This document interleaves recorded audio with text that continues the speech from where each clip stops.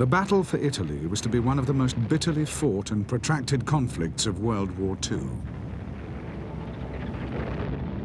Although Sicily was captured comparatively easily in the summer of 1943, Allied attempts to exploit Italian disarray through landings on the Italian mainland were doomed to frustration and disappointment. The Italian armed forces played virtually no part in the campaign. When the Allies landed at Salerno in September, the country was occupied by the Germans, and the landings themselves were contested by first-line German formations.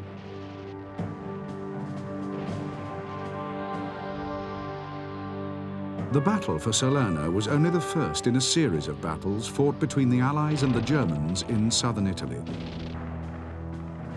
The country was ideal terrain for defense, mountainous, rugged, and scored by deep ravines and fast-flowing rivers.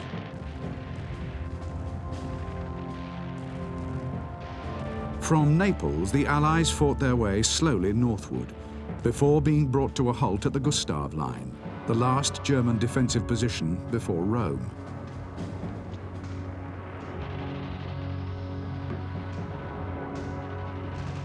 From December, the front remained deadlocked, despite several offensives and landings behind the Gustav Line at Anzio.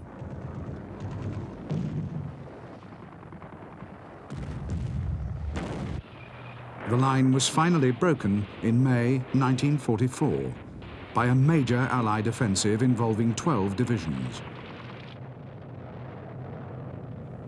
The breach opened the road to Rome and relieved the Anzio bridgehead, which had now been under siege for nearly 4 months.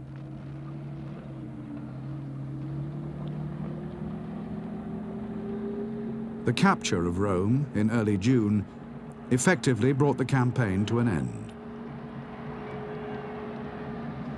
Although the fighting in Italy continued almost to the end of the war, the principal Allied objectives were achieved, with the seizure of the Italian capital and the collapse of the Axis as a military and political alliance.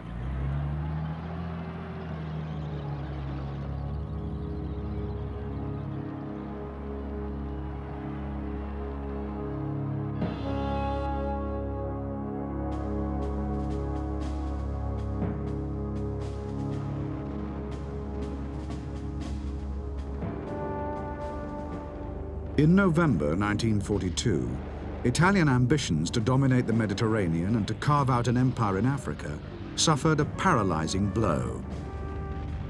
At El Alamein, the British Eighth Army comprehensively defeated a combined German-Italian army, destroying several Italian divisions and sending the remnants in full retreat through Egypt to Libya.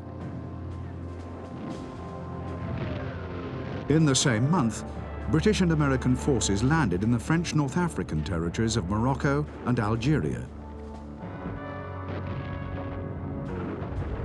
The landings were only seriously contested by French naval units defending Oran and Casablanca. When these were defeated, further French resistance soon came to an end.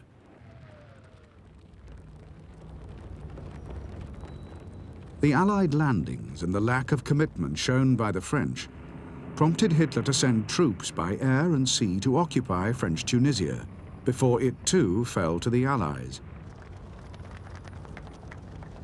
2 days later, German forces marched into Vichy France itself, unilaterally abrogating the armistice agreements of 1940 and putting an end to the fiction of Vichy French autonomy.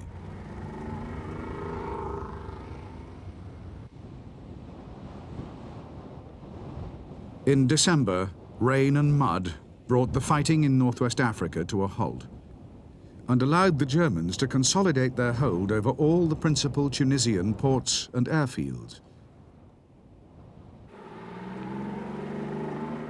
In late January, the Axis bridgehead was further strengthened with the capture of key strategic passes in the eastern dorsal and significantly reinforced by the arrival of the German-Italian forces withdrawing from Egypt and Libya.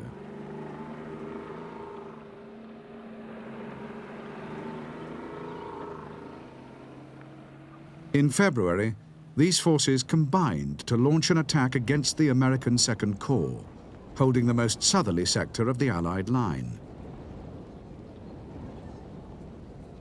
The attack threw the Americans into confusion, and within a few days, German armored formations were pouring through the Kasserine Pass into the rear of the Allied positions. The arrival of the British Eighth Army, however, prevented any further exploitation of this breakthrough, and by early March, the Axis had been forced back onto the defensive.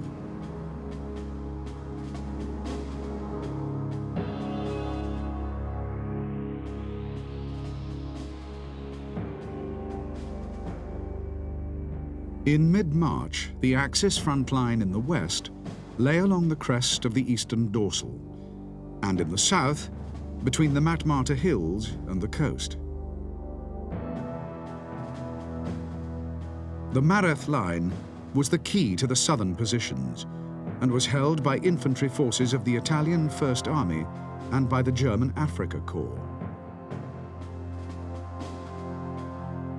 On March the 20th, Allied attacks were launched in 3 sectors: against the Mareth line by 8th Army's infantry, west of the Matmarta Hills by a mechanized battle group driving towards El Hamma, and in the center by a reinforced American Second Corps attacking through the southeastern dorsal.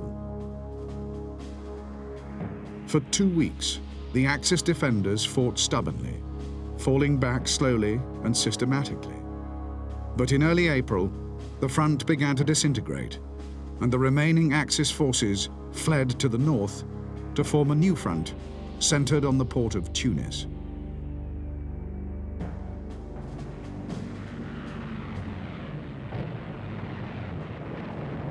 In late April and early May, the Axis bridgehead was hammered remorselessly, slowly buckling and contracting under the pressure.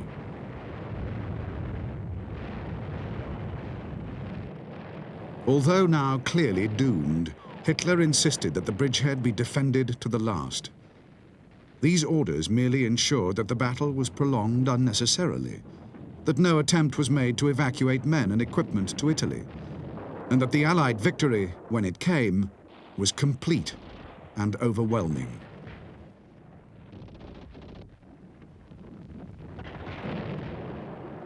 Altogether, 250,000 prisoners were taken in the closing weeks of the campaign.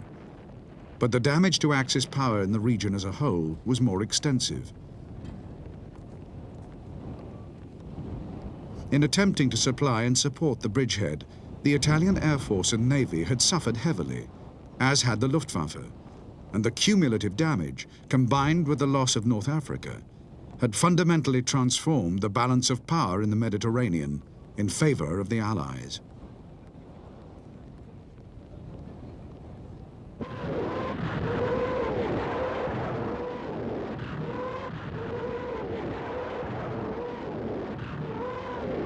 Hitler's willful determination to hold a bridgehead in Africa was all the more remarkable for the catastrophe that had resulted from a similar decision he had taken in the East. When the powerful German Sixth Army was trapped in Stalingrad in the winter of 1942, he had forbidden a breakout attempt, and instead insisted that the army hold its positions until it could be relieved. From that point, the fate of Sixth Army was sealed. But by committing himself to such a reckless strategy, he placed his entire southern wing in jeopardy, and inadvertently ensured the destruction of the Axis alliance as a military force.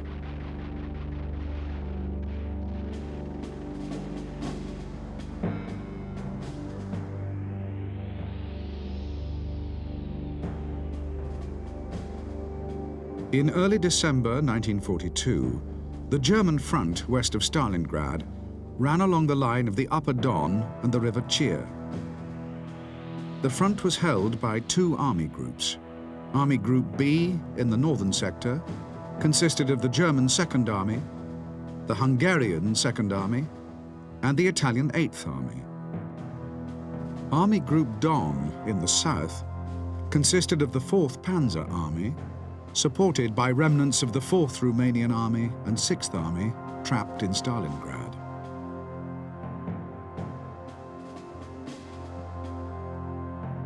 The Soviet forces in the sector were deployed in 4 fronts.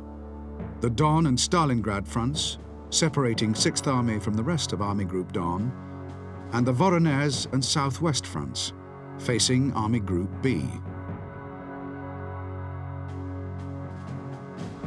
In December and January, while 6th Army was slowly strangled in Stalingrad, the Soviet forces in the northern sector attacked across the Upper Don, demolishing in turn the Italian 8th Army and the Hungarian 2nd Army. These operations tore huge gaps in the front line and threatened a massive encirclement of the remaining Axis forces in the south. By the end of the month, these forces had fallen back to the Donets, abandoning 6th Army together with all the territory won in the previous year.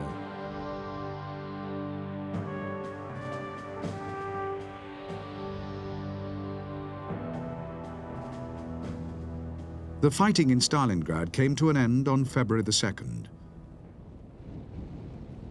Of the 320,000 German soldiers cut off in the encirclement, only a little over 100,000 remained to be taken prisoner. Most of the rest had been killed or had died slowly of frostbite and starvation. The loss of 6th Army in its entirety was a disaster for Germany, but the damage inflicted on the Axis was irreparable. Between November 1942 and February 1943, 3 Axis satellite armies had been utterly destroyed, and a 4th so badly damaged that it was soon disbanded.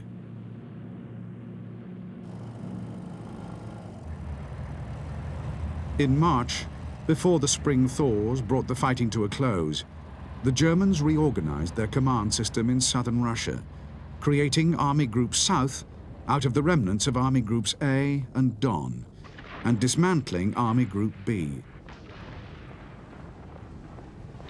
In the same month, they recaptured Kharkov, which had fallen to the Russians in February.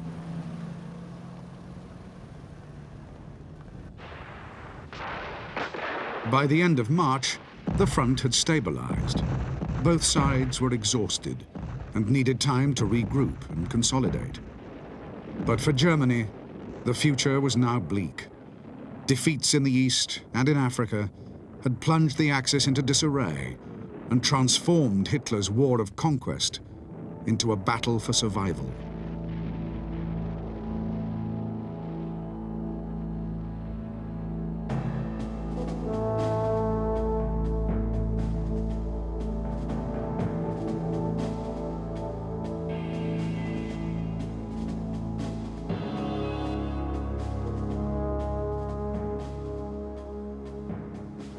The Anti-Comintern Pact, signed by Japan and Germany in 1936, and later by Italy, formed the basis for the military alliance later known as the Axis. A state visit by Hitler to Rome in 1938 further strengthened the bond between Italy and Germany and helped prepare the ground for the military adventures of 1939.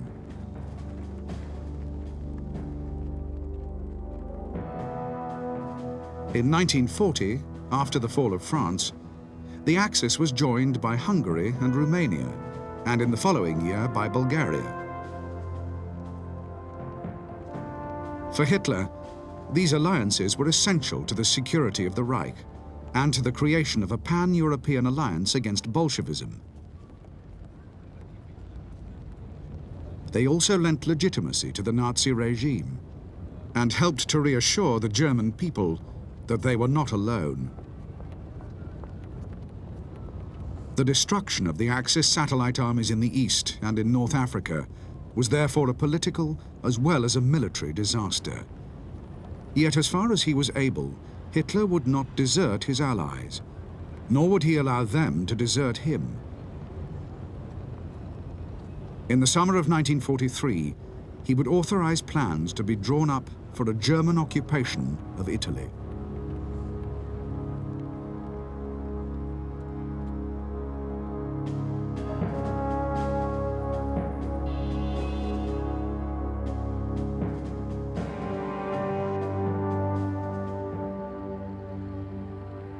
In August 1941, Mussolini dispatched 3 Italian divisions to fight alongside those of Germany, Hungary, and Romania in the Soviet Union.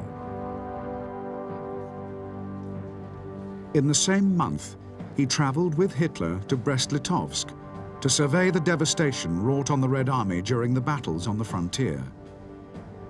Mussolini was impressed and fully accepted Hitler's assurance that the war in the East would be over by the spring of 1942. A year later, there were 10 Italian divisions fighting in Russia, and little prospect of a decisive victory in the foreseeable future. In Egypt, the German-Italian Panzer Army had been stopped in its tracks and forced onto the defensive. By now, Mussolini's fortunes and those of Italy herself were entirely dependent on those of Germany.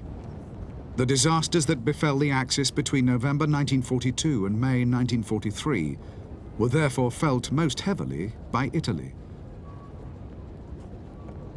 All 10 Italian divisions in the east were destroyed, and a further 14 were lost in North Africa. Italian patience was wearing thin. In the summer, Mussolini would be deposed in a vain attempt to extricate Italy from the war.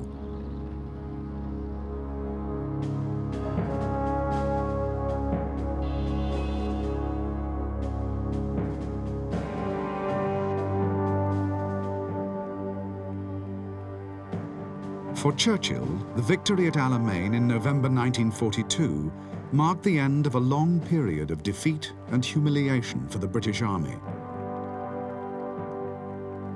Victory also restored his own political fortunes, which had fallen to their lowest ebb with the loss of Tobruk earlier that year, and the subsequent retreat of the Eighth Army through Egypt to the Alamein positions. With the final defeat of the Axis in Tunisia, Churchill's priority now was to consolidate and extend Allied power in the Mediterranean. His was the driving force behind British proposals for landings in Sicily and Italy. Behind this strategy lay concerns about long-term Soviet plans for Eastern and Central Europe.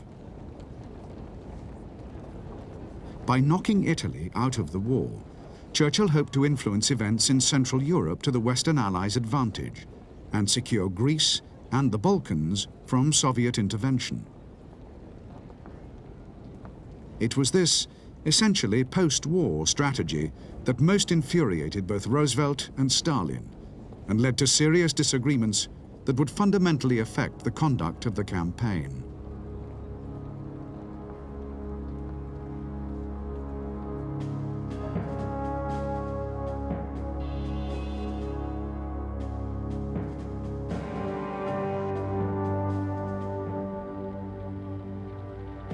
The series of setbacks suffered by the Americans in North Africa, culminating in the rough handling of the American Second Corps in central Tunisia, was a sobering experience for American planners and for Roosevelt.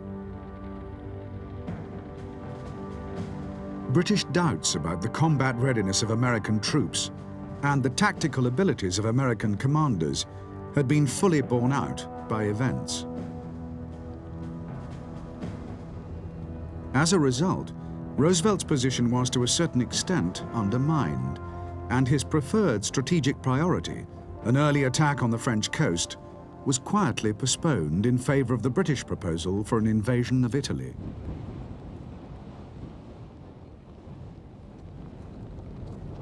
Neither Roosevelt, however, nor his senior military advisors were entirely happy with this outcome, and as the campaign progressed, they would gradually withdraw their support, insisting on the transfer of men and equipment to Britain in preparation for the projected invasion of France.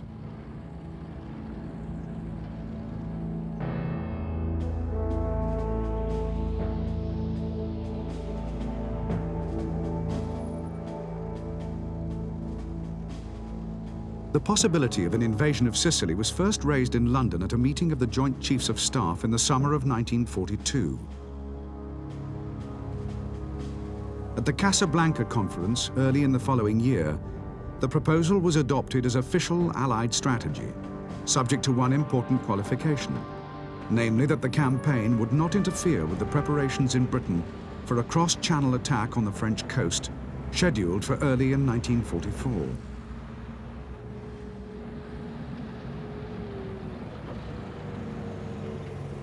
Although initially opposed to the idea and doubtful of the military value of such an operation, American planners were conscious of the need to maintain the momentum built up in North Africa. The clearance of Tunisia was taking longer than expected, and when it was finally completed, there would be huge forces available for a summer campaign. In addition, most of the principal North African ports had been brought up to full operating capacity, and all the necessary infrastructure established to maintain and service 16 full divisions in the field.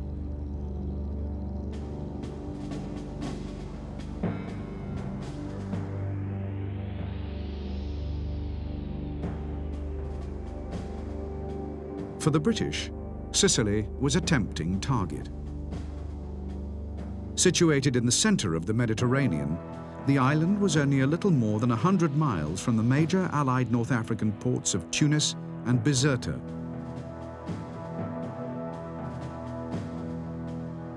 Airfields on the Tunisian plain, along with others on the North African coast, would ensure adequate tactical air support for an invasion attempt, while those on the islands of Malta and Pantelleria would provide virtually constant fighter cover. Possession of these islands also provided the Allies with comparatively secure sea lanes for the final approach of the invasion convoys.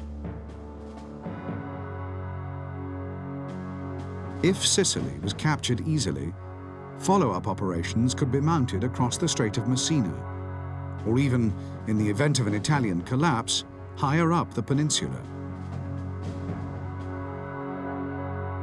The capture of Sicily would also give the Allies absolute control over the central Mediterranean and provide additional airfields to prosecute the air war against Italy's ports and cities.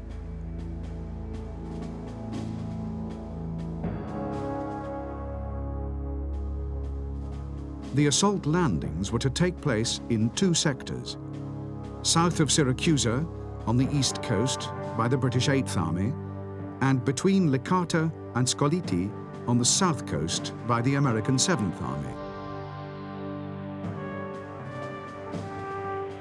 Among the primary objectives in the American sector was the capture of Axis airfields north of Gela.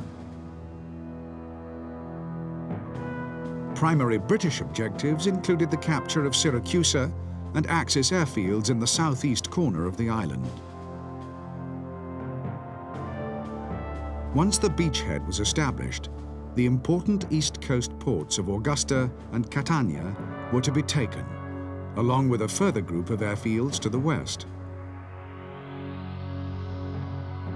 The final reduction of Sicily was to be accomplished by a general advance on either side of Mount Etna, to the north coast and the town of Messina, the capture of which would isolate any remaining Axis forces still fighting in the west.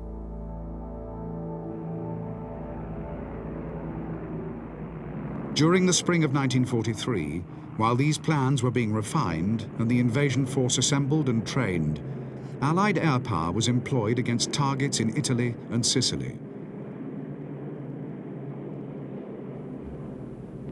These included ports, airfields and military bases, all of which were attacked heavily.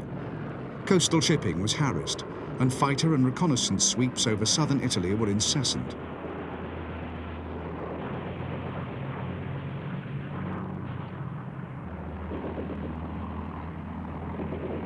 The underlying objectives of the air plan, in addition to ongoing reconnaissance, were the destruction of the Luftwaffe and the Italian Air Force in the south, the isolation of Sicily by strategic and tactical bombing of the island's communication links, and the steady erosion of Italian morale by systematic attacks on the island's defences.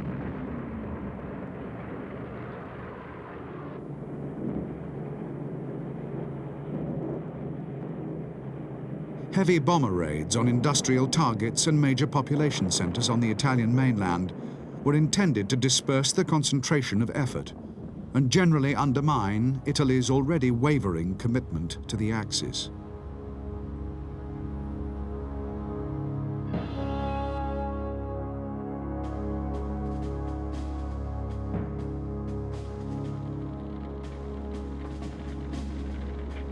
After Stalingrad, Hitler's main priority was to strengthen his position in the east. With the recapture of Kharkov, Army Group South had halted the rout of Axis forces from the Don steppe and anchored the front along the line of the Donets.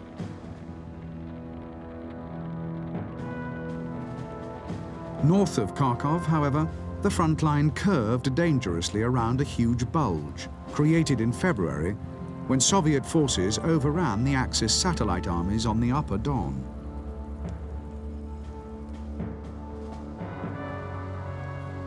Yet the Wehrmacht was no longer the force it had been in 1941, when 3 million men had stormed through the Soviet Union to within 20 miles of Moscow.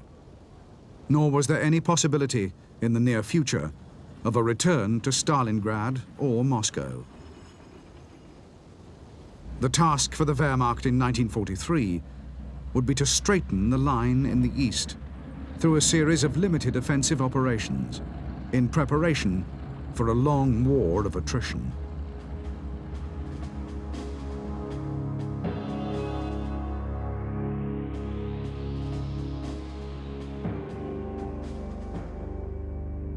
The bulge in the front line stretched from just south of Orel to Belgorod and was being continuously fortified by the Russians in expectation of an attack.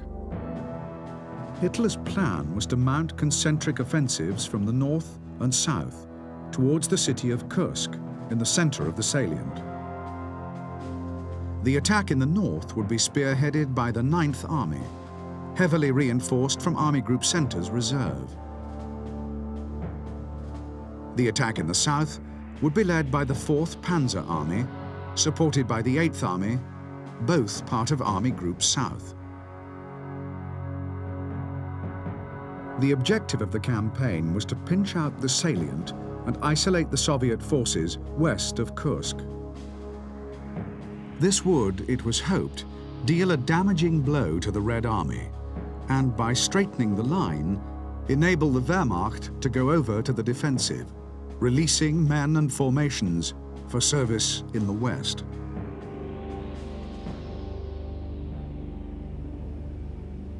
By reinforcing the German-Italian forces in North Africa, Hitler, by design or inadvertently, had prolonged the conflict in the region into the early summer of 1943. The consequent Allied build-up that was to lead to the invasion of Sicily also ensured that there would be no major landings on the French coast before 1944.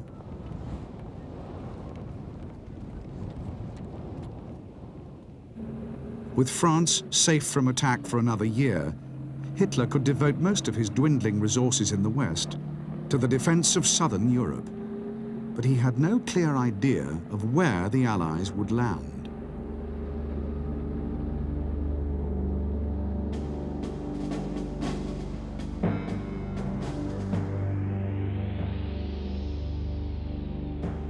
Despite the concentration of air attacks in southern Italy, there were indications that the main Allied landings would take place in Greece or in Sardinia. Greece was garrisoned by an Italian army of occupation, recently reinforced by the 1st Panzer Division, transferred from France. In Italy, there were 3 armies, one of which, the 6th, was wholly concentrated in Sicily. 6th Army was supported by 2 German divisions, the 15th Panzer Grenadiers and the Hermann Göring Panzer Division. In Sardinia, the Italian garrison was supported by the 90th Panzer Grenadiers, and in nearby Corsica, the 16th SS Panzer Grenadiers were forming up. In northern Italy, Hitler established German Army Group B, with a further 3 German divisions to coordinate all German forces in Italy. This command would eventually become the German 10th Army.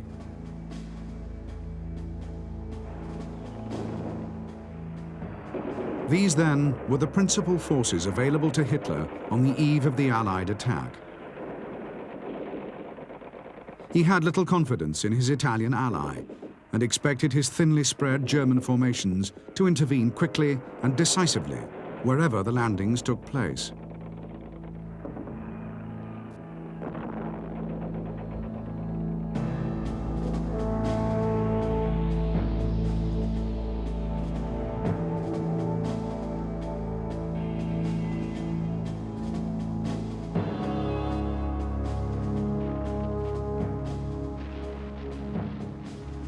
Like most British generals, Harold Alexander first saw action with the British Expeditionary Force in France. As commander of the 1st Division, he was charged with organizing the retreat and evacuation of the force from the Dunkirk beaches. Alexander's rearguards held the line during the final days of the evacuation and were amongst the last British troops to leave the beach. In 1942, after service in England and then in Burma, he was appointed Commander-in-Chief, Middle East. In this capacity, Alexander had overall responsibility for General Montgomery's offensive at El Alamein and shared a lot of the credit for the victory. In February 1943, Alexander was appointed Commander-in-Chief of the 15th Army Group in Tunisia.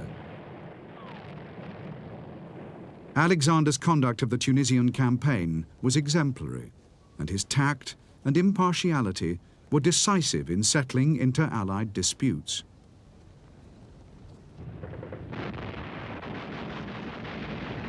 In the final weeks of the Tunisian campaign, Alexander used his material superiority to bring to battle all the component forces of the military alliance.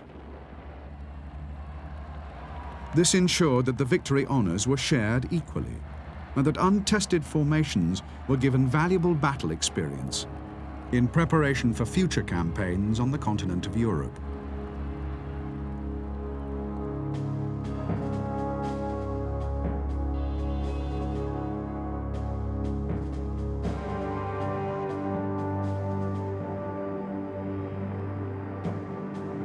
After a brilliant career in the German army during the interwar years, Albert Kesselring transferred to the Luftwaffe, rising to become the service's most powerful and important officer after Hermann Göring, Hitler's appointed deputy and the Luftwaffe's commander-in-chief.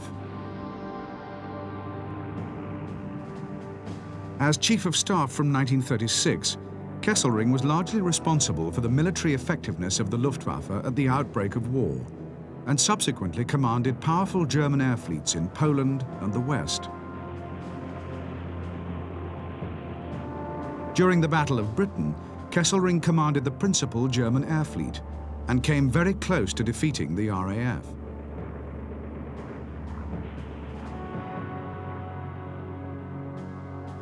In 1942, Kesselring was promoted to Field Marshal and appointed Commander-in-Chief South, with overall responsibility for all German operations in the Mediterranean and North Africa.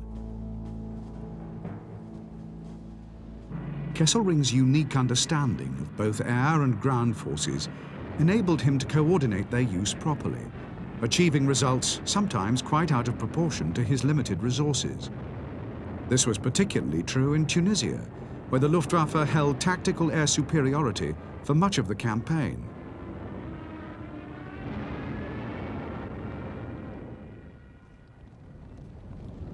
Kesselring's inner confidence and professionalism, combined with a razor-sharp mind, made him a truly formidable opponent.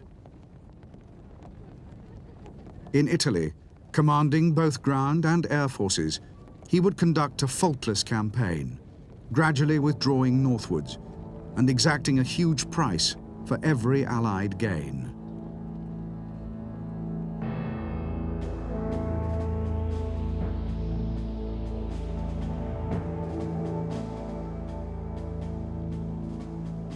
By the early summer of 1943, there were more than 500,000 Allied servicemen in the Mediterranean theatre. This huge force included divisions from 7 nations. Most of these were British or American and had taken part in the battle for Tunisia, but the force also included divisions from French North Africa, New Zealand and India. And 2 fresh Canadian divisions were in the process of assembling and training for the Italian campaign.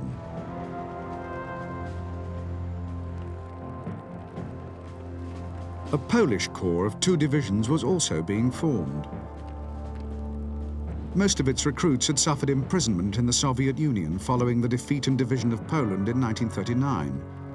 But after Germany's attack on Russia in June 1941, the survivors had been released from captivity and assembled in southern Russia under the command of the veteran Polish general Władysław Anders. From there, they had made their way south across the Russian frontier, first to Persia and then to Iraq. There they were supplied and trained by the British in preparation for the Italian campaign. Training programs for all the Allied forces were generally much more thorough and focused than they had been in the past. In particular, amphibious operations were rehearsed extensively. Many of the setbacks suffered by the Allies in French North Africa had been due to inadequate preparation and poor training. Boat handling and assault landings in Morocco and Algeria had been dangerously flawed. More than 50% of the assault boats had been lost on the first day, and only the quick capitulation of the French defenders had prevented a catastrophe. By comparison, the naval forces had performed superbly, and naval gunfire in support of ground forces had been much more effective in North Africa than Allied planners had expected. For the invasion of Sicily, by far the most hazardous enterprise yet undertaken by the Allies, adequate naval support would be essential, and a force of more than 250 warships would be employed to cover and support the landings.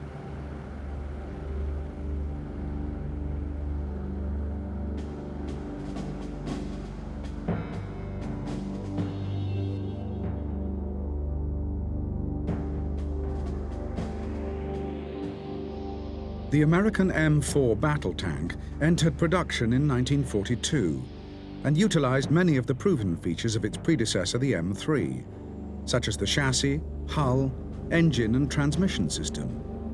But the 75mm gun was mounted in a fully traversable turret with a consequent height reduction of 15 inches.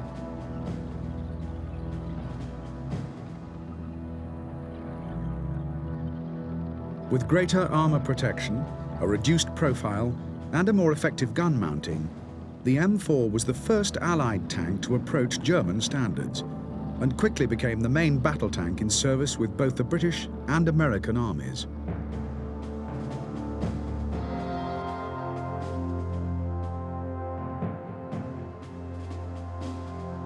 The personal weapon of the British soldier for most of the 20th century was the Lee Enfield service rifle.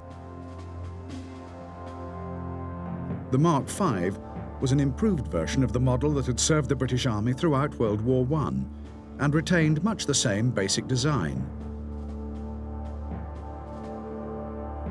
The magazine held 10 rounds, which were loaded in clips of 5, and the adjustable sights gave it a remarkably high degree of accuracy. The weapon was also easy and cheap to mass produce, and was sturdy and reliable in service.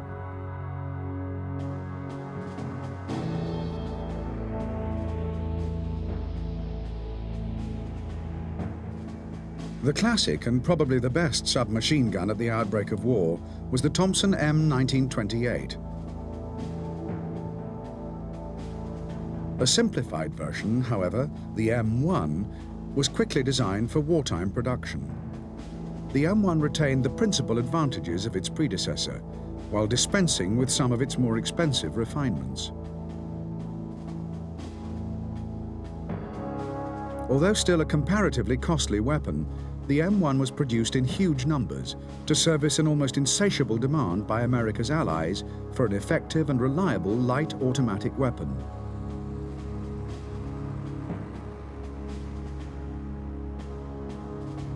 Many were sent overseas as part of Lend-Lease and equipped British and French as well as American forces.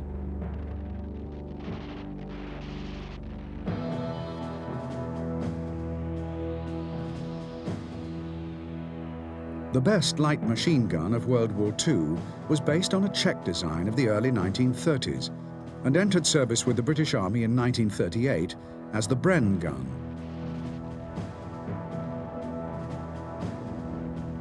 Although its rate of fire was comparatively low, the gun was light and easy to handle.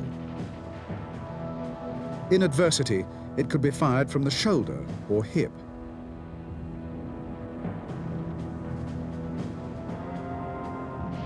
The versatility of the weapon, combined with its accuracy and reliability, made it ideal for infantry fire support at platoon and section level, and equipped most British Commonwealth and Dominion forces throughout the war.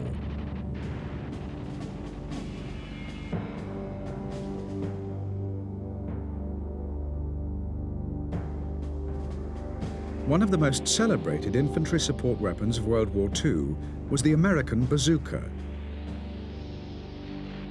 Officially known as the M1 rocket launcher, the weapon was operated by a two-man team and fired a fin-stabilized projectile with a shaped charge warhead.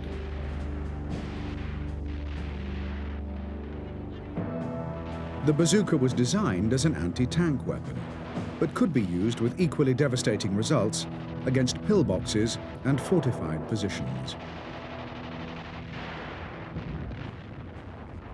Nearly 500,000 bazookas were produced during the war, and the weapon provided the inspiration for the German Panzerschreck.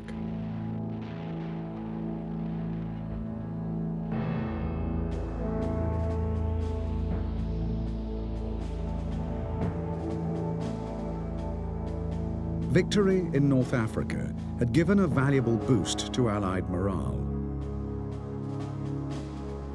For the British, the Battle of Alamein had marked a turning point, and the advance west through Egypt and Libya had restored the British soldiers' sense of confidence and pride. For the Americans, the campaign, and particularly the battles of 1943, had turned raw recruits into seasoned veterans. They had been tested in the most adverse conditions against some of the best and most experienced formations in the German army, and after early reverses, had recovered well and fought with skill and courage.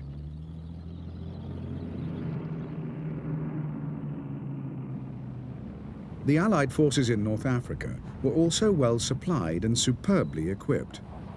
Their tanks, although slightly inferior to the best German machines, were vastly more numerous, and their infantry weapons were amongst the best in the world. Material superiority in all arms, thorough training programs, and extensive logistical support gave the Allied soldiers of all the various nations a level of morale second to none, enabling the fighting men to approach the coming battle with complete confidence in ultimate victory.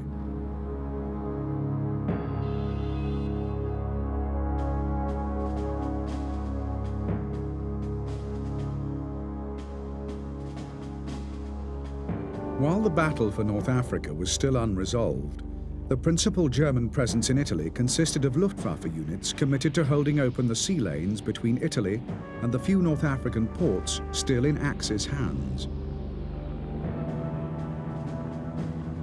These included air defense formations as well as fighter and bomber groups, and most were concentrated in Sicily or southern Italy.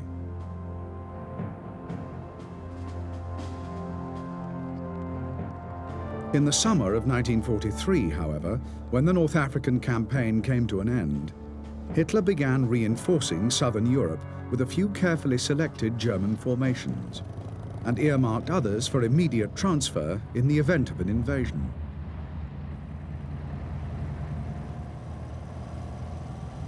These forces included Panzer and Panzergrenadier divisions and parachute units.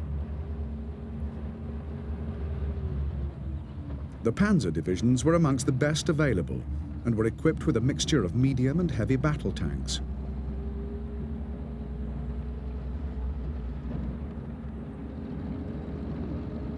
The Panzergrenadier divisions, though well equipped, sacrificed armour for mobility, fielding a range of light and medium artillery, some of it self-propelled.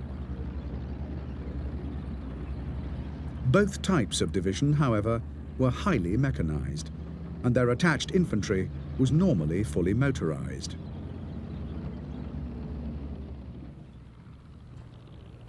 The parachute units, on the other hand, were equipped only with light weapons, but their training was of the highest quality, and their combat experience was particularly suited to an Italian campaign.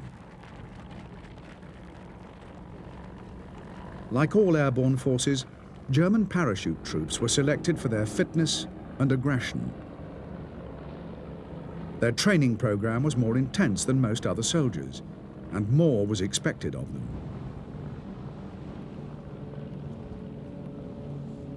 Parachute troops were trained to be self-sufficient, to fight both as an individual and as part of a team.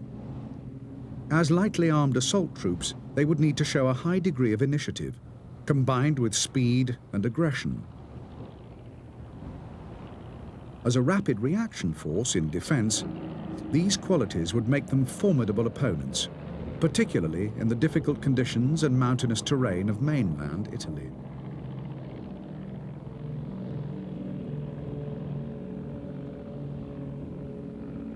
They had seen service in virtually all theatres, including Norway and the Low Countries, where they had demonstrated the new art of airborne warfare to an astonished world.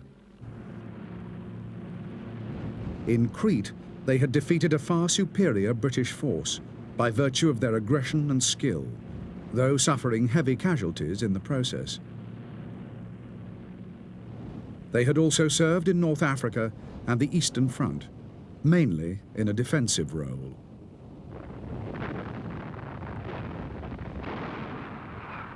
In July, the 1st Parachute Division was training in the south of France and was ready for immediate deployment, wherever the Allies should land.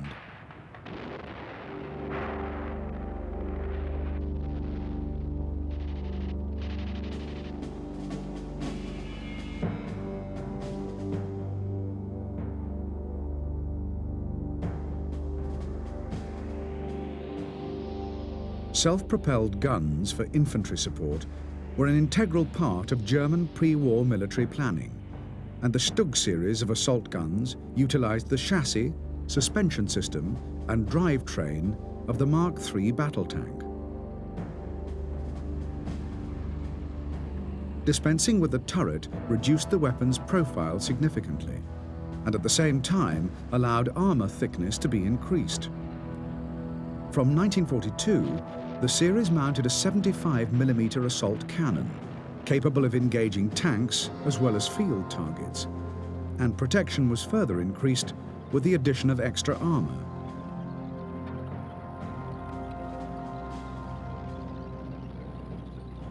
Assault guns were originally intended for service in artillery regiments, but as the production of tanks was gradually overtaken by these weapons, increasingly, numbers were delivered to Panzer and Panzergrenadier divisions.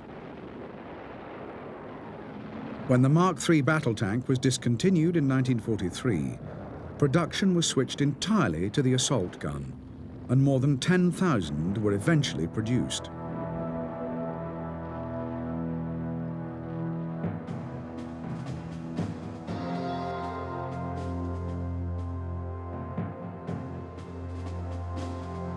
The obsolete Czech-built 38T tank formed the basis for a number of highly successful self-propelled anti-tank guns.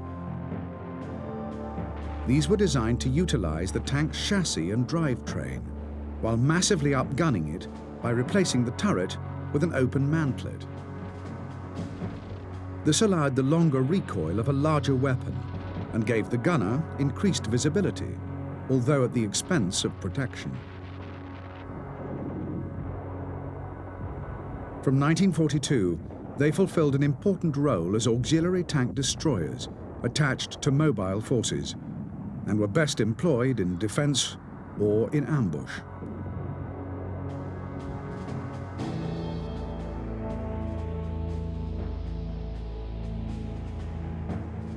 Self-loading rifles had been under development in Germany for many years, and these efforts finally bore fruit in the Walter Gewehr 41. The automatic bolt was operated by muzzle gases deflected back onto an annular piston. The Gewehr 41, however, although accurate, was muzzle-heavy and unreliable, and was superseded in service by the Gewehr 43, an altogether better weapon, which also used a gas operating system. The Gewehr 43 was fitted with telescopic sights and was commonly used as a sniper rifle.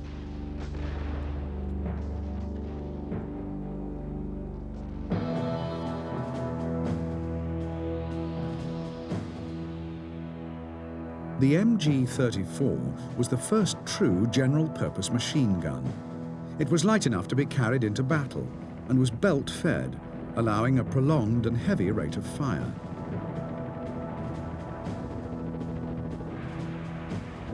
The weapon was superbly crafted and had a dual-action trigger, giving the gunner the option of full or semi-automatic fire.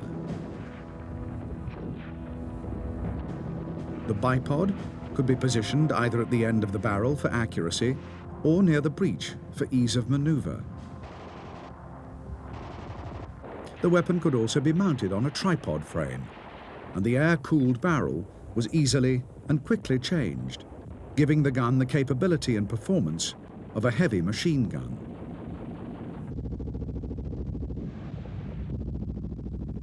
Production of the MG-34 continued right up until the end of the war, and the gun also equipped all marks of German tanks.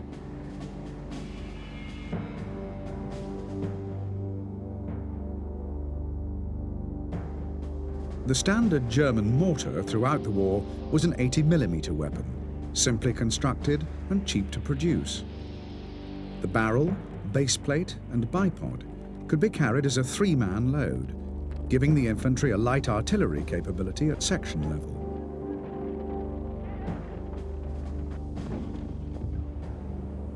The weapon had a well-deserved reputation for accuracy, and in the hands of an experienced mortar team, could be employed to devastating effect in both an offensive and defensive role. Mortars caused more casualties amongst British and American troops than any other enemy weapon.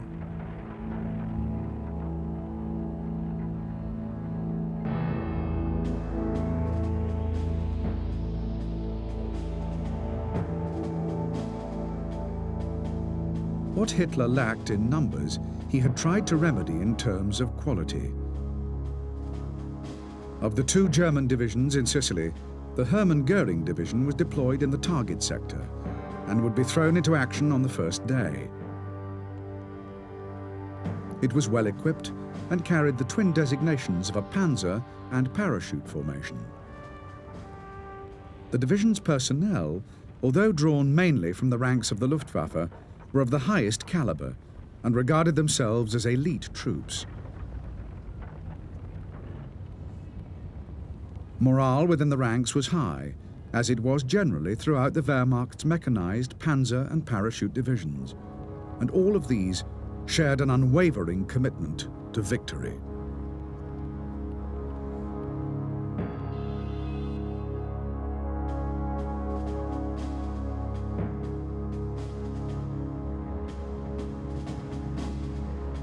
While these deployments were taking place in southern Europe, the vast bulk of the Wehrmacht's offensive power was being concentrated in the east for the coming Battle of the Kursk salient. A shortage of armor and equipment had caused the attack to be postponed 3 times, giving the Russians time to prepare their defenses and squandering the advantage of surprise. The build-up of force by both sides was enormous, and the Germans had committed most of their armor to the battle, including almost all of their heavy tanks.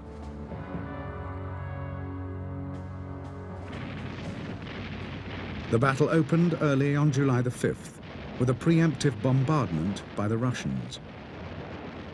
When the German attack began at dawn, they were already partially disorganized and made slow progress. Within 2 days, the northern attack by the German 9th Army had come to a virtual standstill after gaining only a few miles, while the 4th Panzer Army, attacking in the south, was becoming bogged down in increasingly desperate fighting.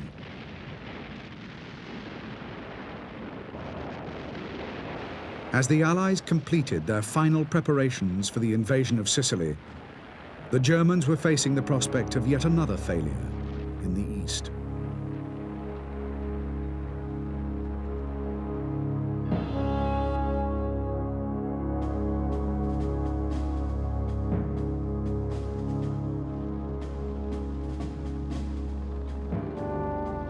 In early July 1943, while the Allies were completing their final preparations for an invasion of Italy, the Wehrmacht was fighting a critical battle of attrition with the Red Army on the Eastern Front.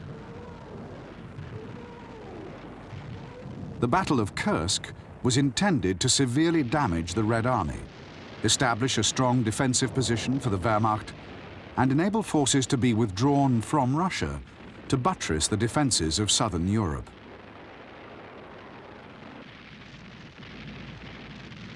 The battle had begun badly, with a preemptive Soviet artillery barrage, and had quickly become a slogging match in which the Wehrmacht could ill afford to become embroiled.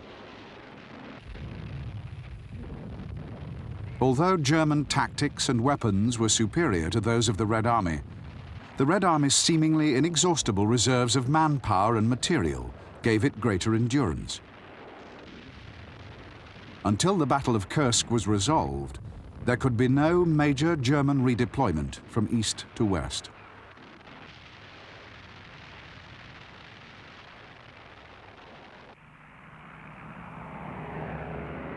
Meanwhile, from bases in North Africa, the Allies continued to prosecute the air war against Italy.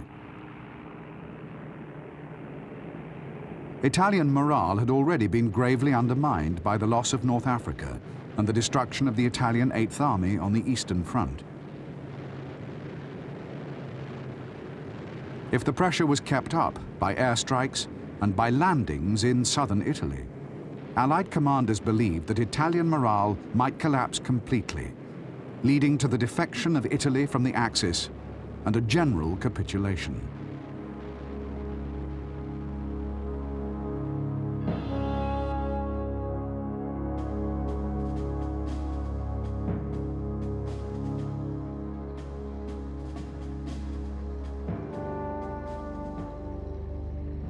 In the first week of July, the Allied invasion convoys began assembling in the ports and harbors along the North African coast. In addition to more than 250 warships, the invasion fleet would consist of a further 2,000 vessels. Mainly, these were merchant ships carrying supplies and equipment, landing ships carrying troops, tanks, and vehicles, or assault craft of a variety of types.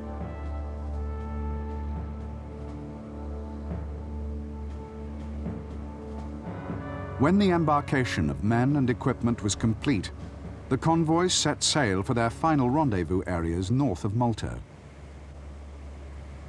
In the assault wave were 8 divisions, nearly 200,000 men. Most of them were expected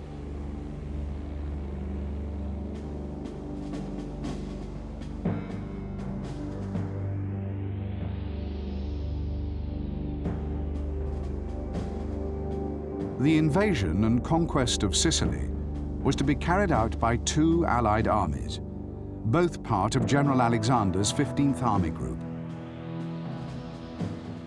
The American 7th Army was commanded by General George Patton, who had previously commanded the American 2nd Corps in Tunisia.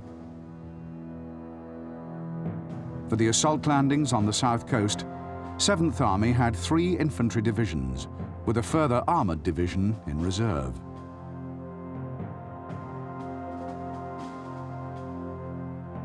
The British 8th Army was commanded by General Bernard Montgomery, who had proved himself in North Africa one of the most able field commanders of the war. Landing in the southeast corner of Sicily, Montgomery had 4 divisions, 2 of which, the 50th and the 51st, were veterans of the North African campaign.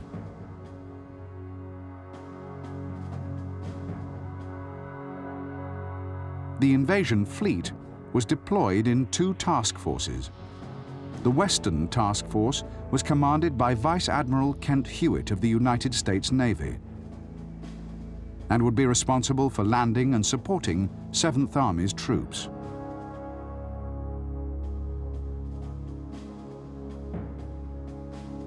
The Eastern Task Force, assigned to the British landings, was commanded by Admiral Sir Bertram Ramsay, mastermind of the Dunkirk evacuation and the Royal Navy's foremost expert on amphibious operations.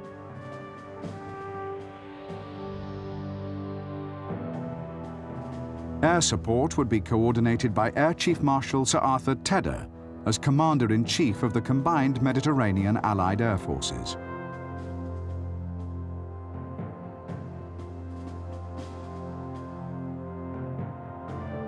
The principal Axis formation in Sicily was the Italian 6th Army, commanded by General Alfredo Guzzoni.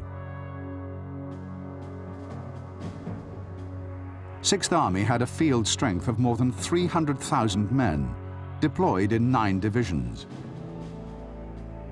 Most of these, however, were garrison commands, poorly equipped, ill-trained, and of low fighting value.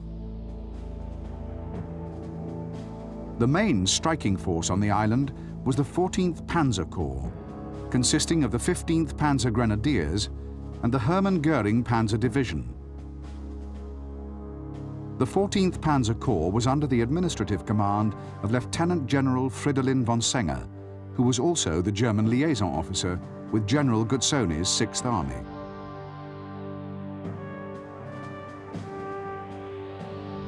During the battle for Sicily, the 14th Panzer Corps would be reinforced by elements of a further 2 German divisions and placed under the temporary command of General Hans Huber, a veteran of the Eastern Front.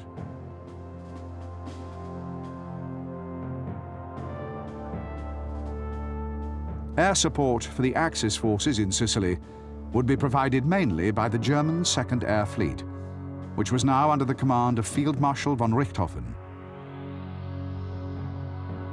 2nd Air Fleet had extensive bases in Sicily and southern Italy, and still possessed several hundred serviceable aircraft.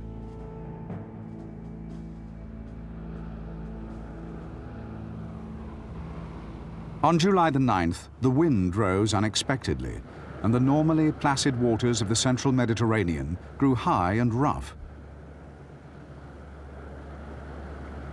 Within a few hours, winds of 40 miles an hour were sweeping in from the west, and the invasion armada was pitching and tossing in a growing swell.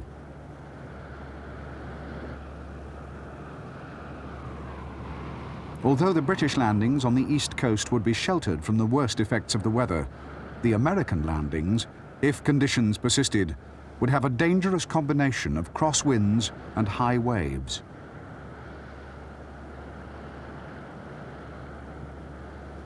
Allied leaders considered the option of postponement, but the huge operation was already too far advanced, and the element of surprise would almost certainly be lost. Fortunately, there were indications that the wind might ease off during the night, and the decision was taken to proceed according to schedule.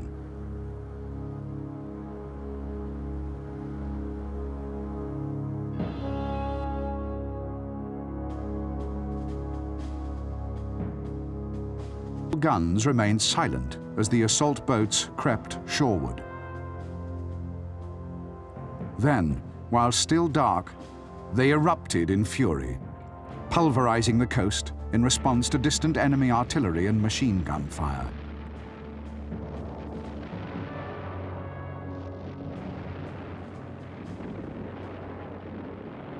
Over the next few hours, while the warships trained their guns on targets inland, assistance came from the Luftwaffe, flying mainly from bases in southern Italy. The warships were also active during this period, in counter-battery fire and in breaking up enemy concentrations. Gunfire, and by the 13th, the division had gone over to the defensive. By the 15th, the Allies had secured a firm lodgment in southern Sicily.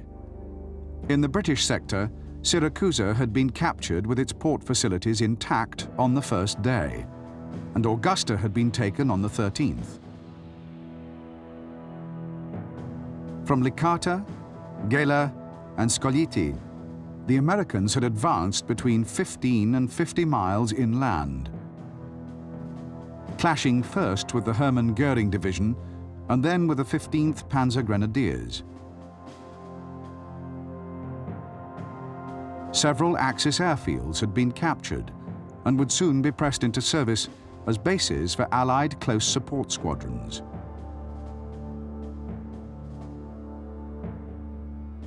West of Catania, the Germans had established strong defensive positions on either side of Mount Etna.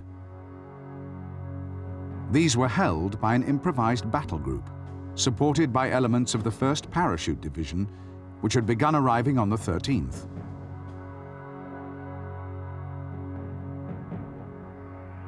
On the 16th, Kesselring appointed Huber as commander of the 14th Panzer Corps, comprising all German formations in Sicily and Luftwaffe flak batteries guarding the Strait of Messina.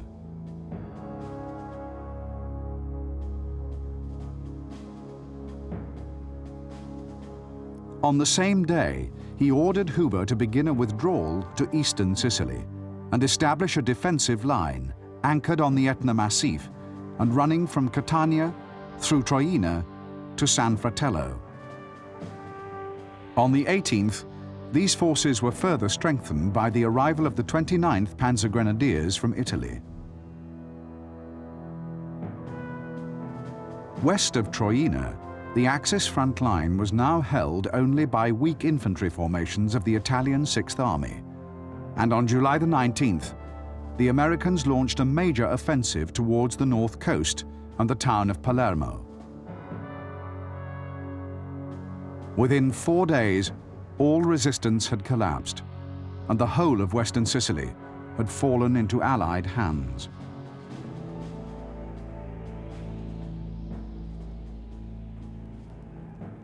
The fall of Palermo was a savage blow to Italian pride, and the first casualty was Mussolini, who was dismissed from office amid public protests and expressions of disgust.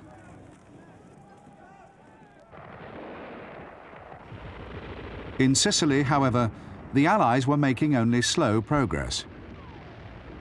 The Etna Massif and the rugged country around Troina provided the Germans with ideal defensive terrain, effectively cancelling out the Allies' huge numerical and material superiority.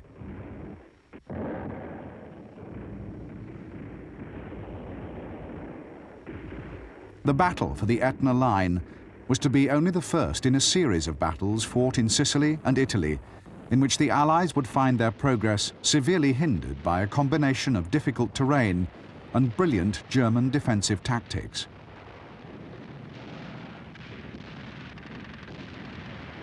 The Etna line held throughout the first week of August, and when it was eventually breached, the advancing Allies found that the German defenders had merely withdrawn to new positions further east.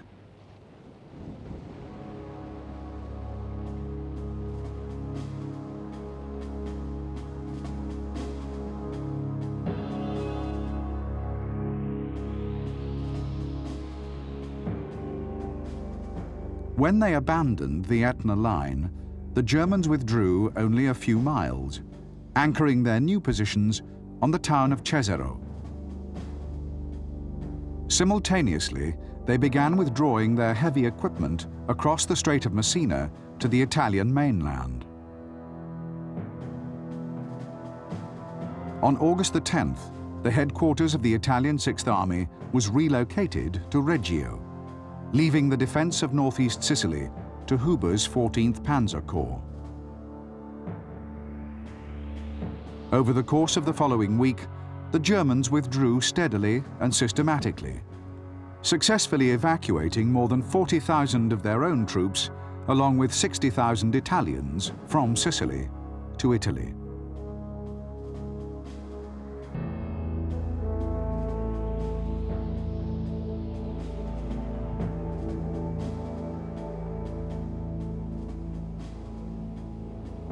In the last phase of the Sicilian campaign, the Allies had agreed to follow up the capture of the island with landings on the Italian mainland. The first of these was to be mounted by elements of General Montgomery's Eighth Army across the narrow Strait of Messina. The landings on September the 3rd were uncontested. The Germans had prudently withdrawn the previous night, and the Italian coastal garrisons surrendered without firing a shot. As the British Eighth Army advanced northwards along the toe of Italy, the American Fifth Army, newly activated under General Mark Clark, was sailing for the Gulf of Salerno, 200 miles further up the coast.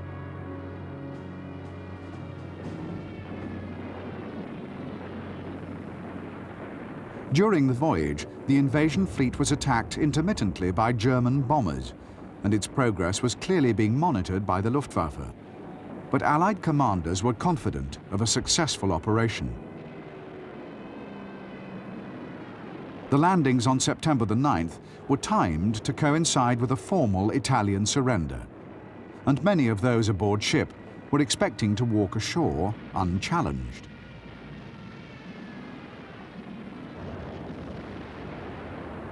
Their confidence was soon to be rudely shaken. When the first assault craft hit the beaches, the invaders suddenly found themselves under heavy fire. In the preceding weeks, Field Marshal Kesselring had deployed elements of 8 German divisions in southern Italy and had moved quickly, seizing control of the country and disarming the Italian army.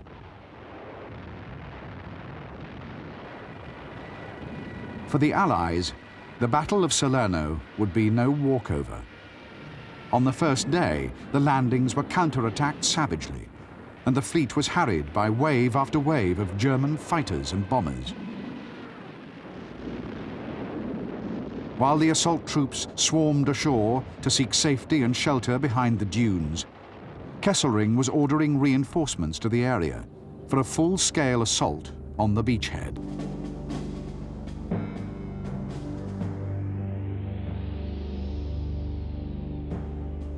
On September the 8th, 1943, the German 10th Army in southern Italy consisted of 8 divisions.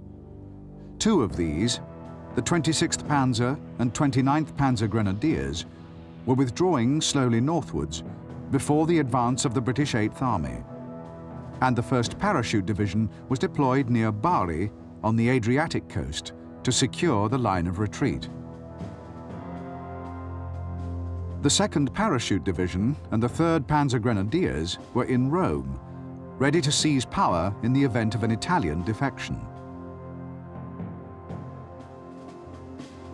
The Hermann Göring Panzer Division and the 15th Panzer Grenadiers were refitting near Naples, leaving only the 16th Panzer Division at Salerno to face the American Fifth Army's attack.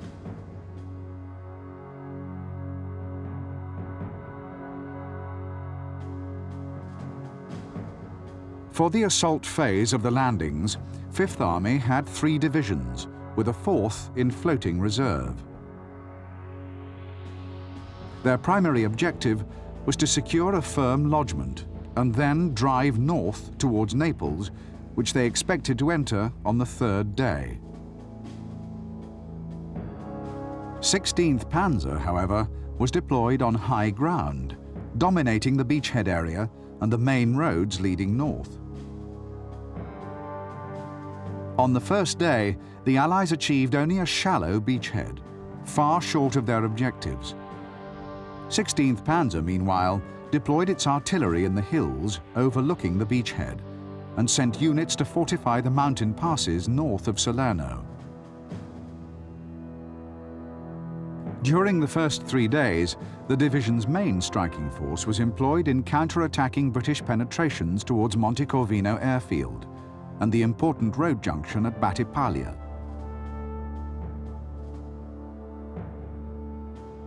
On the 12th, the German defences were strengthened by the arrival of the 29th Panzer Grenadiers, and elements of the Hermann Göring Panzer Division took over the defence of the northern passes. On the same day, the Germans recaptured Battipaglia, which had now changed hands 4 times in as many days. On the 13th, they launched an attack down the corridor of the Selle River, driving to within a mile of the shore.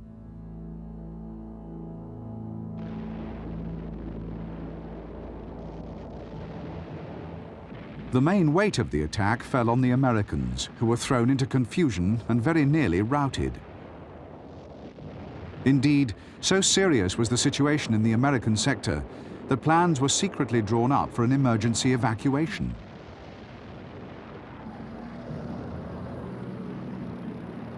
This was only averted by accelerating the build-up of reinforcements in the beachhead and by calling for support fire from the warships.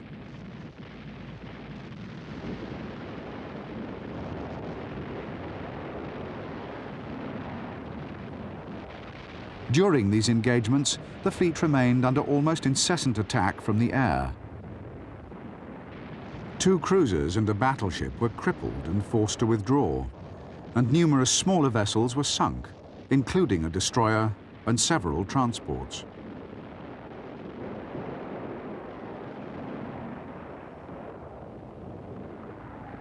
On the following day, the Germans attacked again, but the line held, thanks to coordinated action by Allied ground and naval forces and strong support from the air.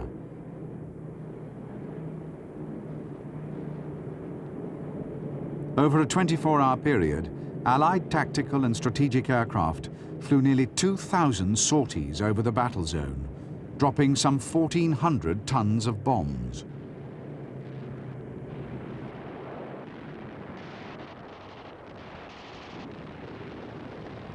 By the 15th, the crisis had largely passed. Allied reinforcements continued to pour ashore, and the beachhead was steadily strengthened and pushed out. On the 16th, German resistance in the American sector slackened significantly, and advance units of Clark's Fifth Army met up with forward reconnaissance patrols from Montgomery's 8th, which had been pushing steadily northwards against determined German rearguards.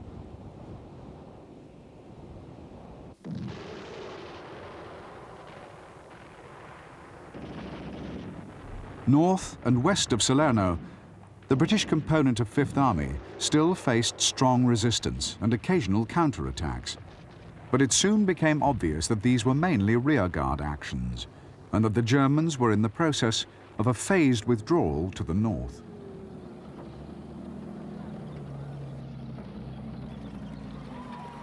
The arrival of 8th Army brought the Battle of Salerno to an end and created a broad front across the Apennine spine of Italy. But the Allies had achieved far less than they had hoped. The landings had failed to exploit the opportunity provided by Italy's capitulation, and those in the Gulf of Salerno had almost met with disaster. In addition to the damage wrought on the invasion fleet, the Allies had suffered twice as many casualties as their outnumbered opponents. Indeed, Salerno had been a much tougher test for the Allies than the invasion of Sicily, and signalled German determination to hold on to Italy for as long as possible.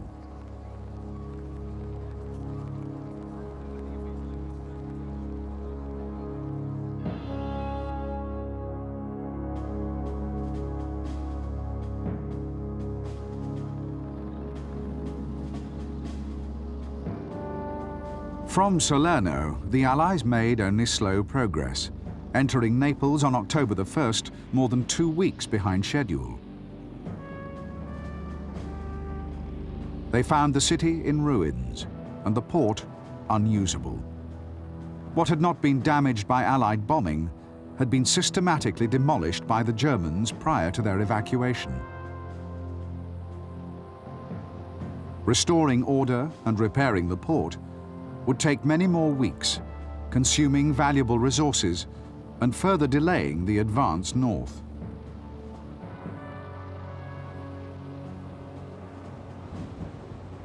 Between Naples and Rome, the Germans had reconnoitred several lines of defense.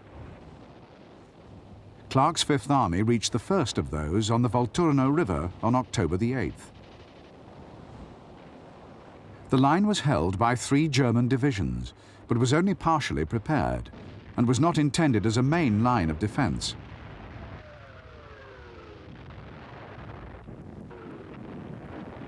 On the 16th, after a week of hard fighting, the Germans began falling back to another, hastily improvised and temporary line 15 miles to the rear.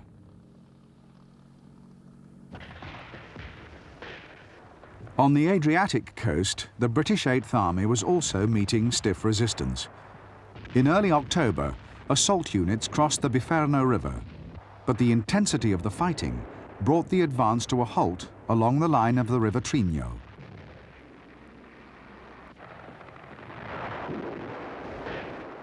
During November, the Germans continued to pull back in stages, trading ground for time and inflicting heavy casualties on the pursuing Allies.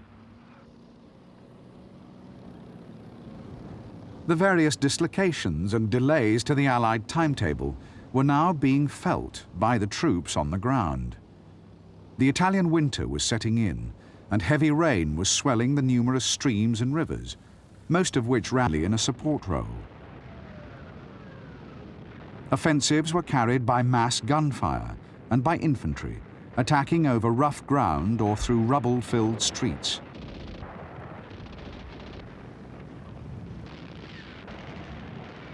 During November and early December, the Allied infantry fought a series of such actions, evicting the Germans, sometimes at bayonet point, from their mountain redoubts and strongholds. On the Adriatic coast, Eighth Army pushed across the River Trino, and then the Sangro. West of the Apennines, Fifth Army was inching its way into the mountains overlooking the plain of Naples. But in December, both forces were beginning to come up against the forward defences of the Gustav Line, the last and by far the most formidable of the Liri Valley.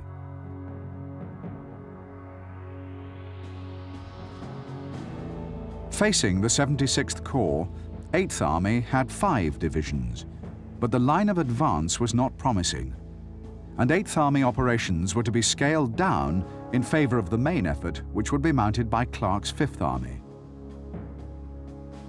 For the assault on the Gustav Line, Clark deployed 2 British divisions, 3 American divisions, and 2 French divisions.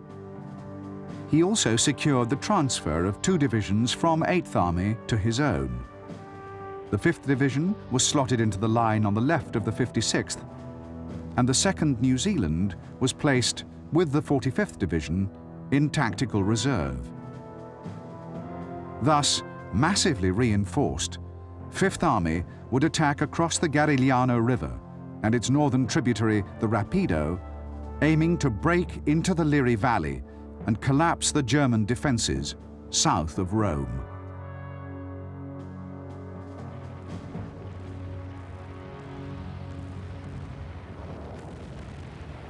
The offensive was launched on January the 17th, but despite some small gains in the coastal sector by the British 5th and 56th Divisions, the main attack across the Rapido by the American 36th Division met much stiffer resistance.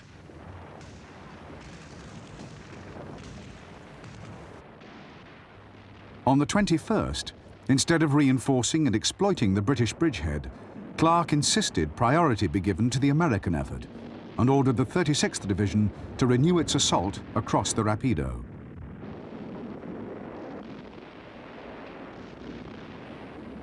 Despite this, Clark instructed the commander of 6th Corps at Anzio to secure a strong beachhead before pushing inland, with the result that the element of surprise was lost and the opportunity to win a significant victory in Italy was squandered. Panzer Division and the 4th Parachute Division, elite troops sent to block the main exits from the beachhead and seize control of the road and rail links between Rome and the Gustav Line.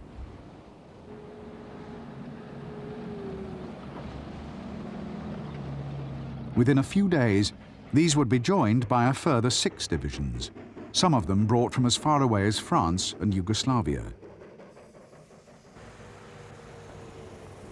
Clark, meanwhile, had achieved little with his main offensive against the Gustav Line. In the first 2 days of the battle, the American 36th Division had lost nearly 2,000 men in repeated attempts to force a crossing of the lower Rapido.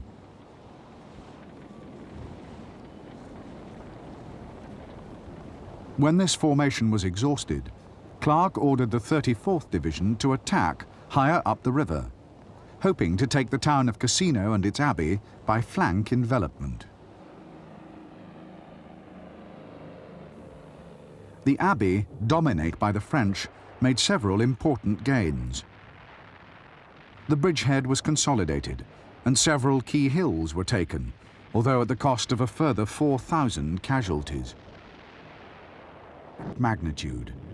The operation had been hastily mounted, and no attempt had been made to... Predictably, the ruins were quickly occupied by the Germans, providing them with an almost unassailable position. When the attack on the abbey was finally launched, 2 days later by the 4th Indian Division, it was repulsed with heavy casualties.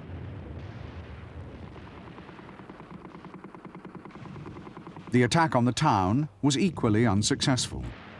After a difficult assault crossing of the lower Rapido, 2 companies of the 2nd New Zealand Division fought their way through the edge of the town to the railway station. But there, they were soon counterattacked by German Panzer Grenadiers.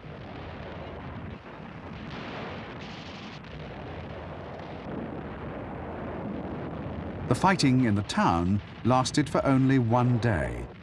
The outnumbered New Zealanders lacked heavy weapons, and the failure of the Indian Division to take the abbey and the commanding heights rendered their position untenable, forcing them to withdraw.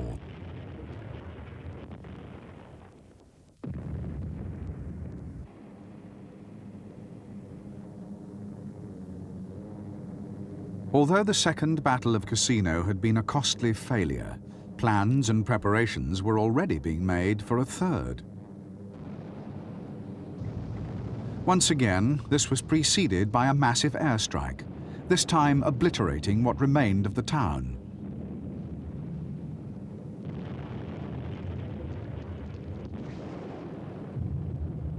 The bombardment lasted for 4 hours, yet remarkably, failed in its main aim of dislodging the defenders. Indeed, the rubble-strewn streets proved virtually impassable to tanks, and provided the German parachutists, who had taken over the defense of the town, with an even stronger redoubt.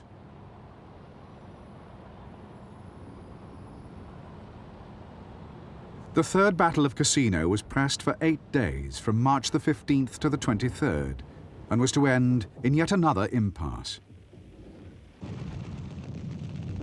In one of the most savage engagements of World War II, the infantry of the 2nd New Zealand Division and units of the German 1st Parachute Division duelled at close quarters, contesting every mound and crater.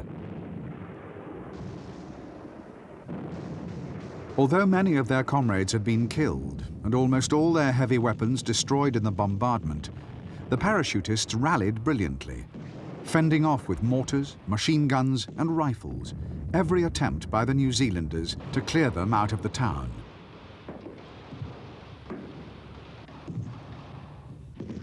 By the 5th day, they had effectively regained the initiative, and had established a strong position west of the railway station.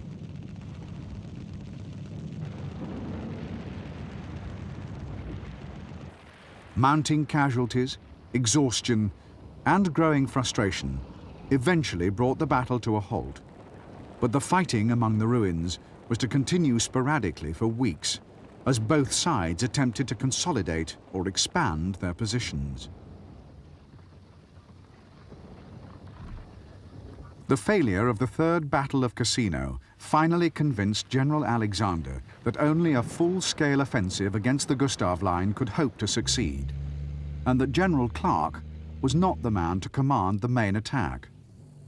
Accordingly, he stripped Fifth Army of its British and Commonwealth divisions and extended Eighth Army's sphere of operations to include the Cassino sector and the entrance to the Liri Valley.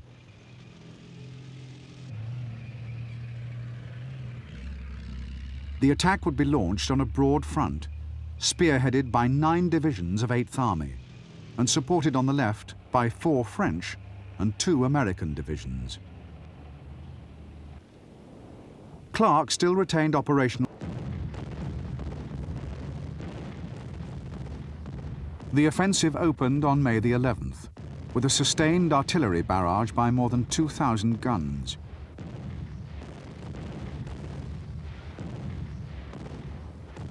While 4 British divisions attacked across the Rapido into the Liri Valley, a Polish corps of 2 divisions attacked the Monte Cassino stronghold.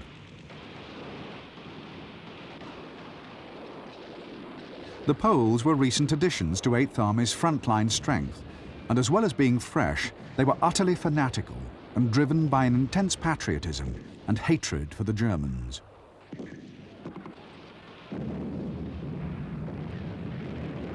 The Poles launched 2 offensives.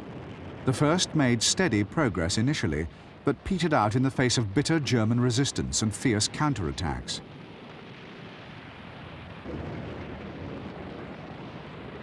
The second, mounted some days later, gained a key ridge west of the Abbey, threatening it with encirclement. Polish casualties by this time were frighteningly high, but the Poles were undeterred, either by their own losses or the ferocious fire that was directed at them from the Abbey and adjacent heights. That night, the Germans began withdrawing, and on the following day, the Poles raised a regimental pennant above the ruins of the Abbey, bringing to an end the 4th and last Battle of Cassino.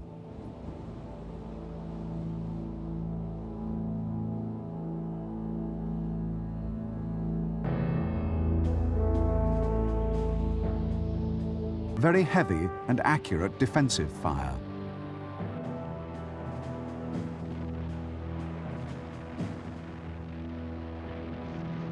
In the coastal sector, the American Second Corps, consisting of 2 fresh divisions, launched its attack out of the Garigliano bridgehead. But this sector of the front had been static for months, and the German defenses were well organized.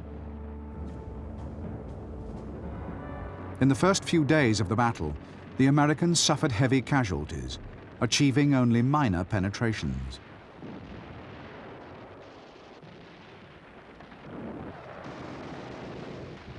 In the mountains to the north, however, the French were making remarkable gains. On May the 13th, they had broken through surprisingly weak German defenses and were soon rapidly pressing forward through terrain previously considered by the Germans to be virtually impassable.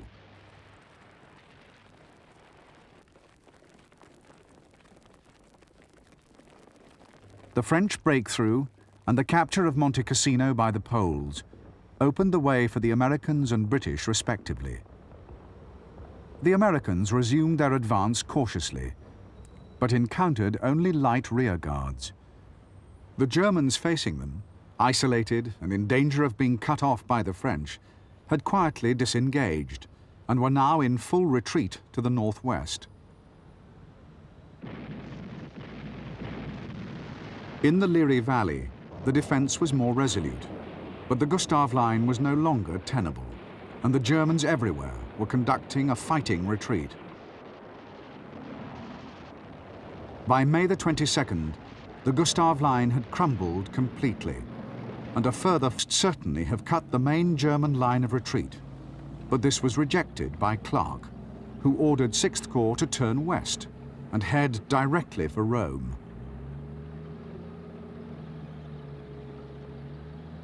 The maneuver took almost a day to complete, and when 6th Corps resumed its offensive, it soon ran into difficulties.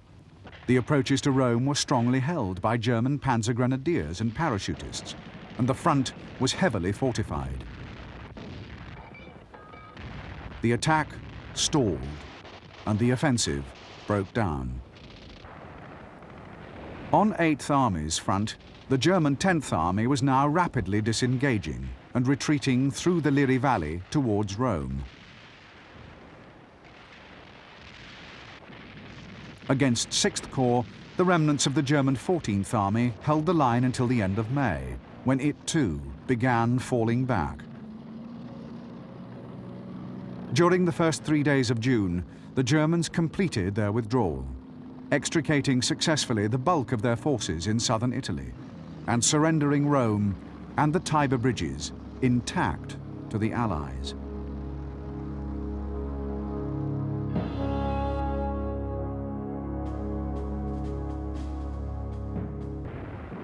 In Italy, the fighting was to continue for a further year.